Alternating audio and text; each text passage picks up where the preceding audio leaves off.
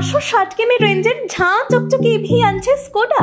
কি ফিচার্স এবং স্পেসিফিকেশন থাকছে দেখুন। ভারতের বাজারে একটার পর একটা নতুন বৈদ্যুতিন গাড়ি এসে চলেছে, প্রতিযোগিতা ক্রমেই জোরালো হচ্ছে।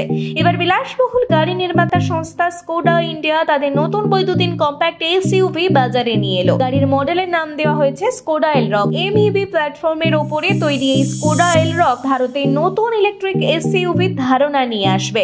এটাই স্কোডার প্রথম গাড়ি যাতে কিনা বনেটের উপরে লেখা থাকবে সংস্থার নাম, এমনকি এতে একটা নতুন ডিজাইন ল্যাঙ্গুয়েজও থাকবে, ফলে ডিজাইনও হবে নতুন। এটি আবার ট্র্যাডিশনাল স্কোডার গ্রিলের বদলে থাকবে ব্ল্যাঙ্ক অফ গ্রিল।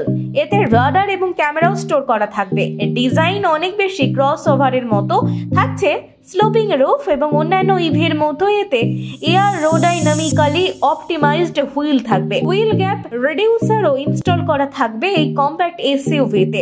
এর এন্ট্রি লেভেলের এলরক 50 ভার্সনে থাকছে রিয়ার হুইল ড্রাইভ, যাতে 55 কিলোওয়াট আওয়ারের ব্যাটারি ক্যাপাসিটি থাকছে। ইলেকট্রিক অ্যাক্সেলের একটা বৈদ্যুতিন মোটর, এতে 150 কিলোওয়াটের পিক আউটপুট দেবে। এলরক 60 গাড়িটি অনেক বেশি শক্তিশালী, এতে আবার 63 কিলোওয়াট আওয়ারের ব্যাটারি প্যাক রয়েছে।